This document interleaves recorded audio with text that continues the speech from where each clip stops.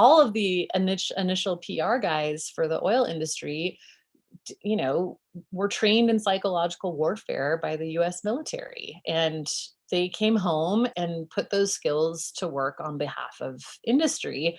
And they were very good at it. You had Edward Bernays, who was the double nephew of Sigmund Freud.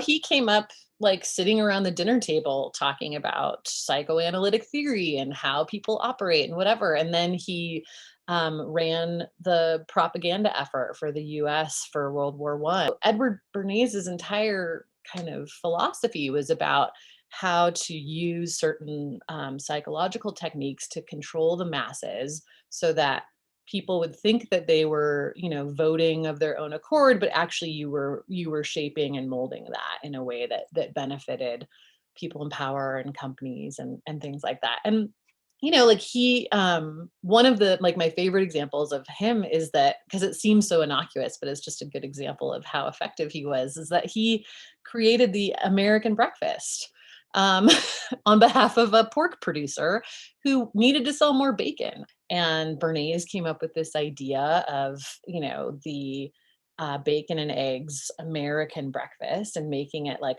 an American thing and a manly thing and like all of that kind of stuff. And, you know, 100 years later, people just think that that's how it's always been, and it evolved because of different tastes and whatever. But it was one guy who was hired by a company to sell some bacon.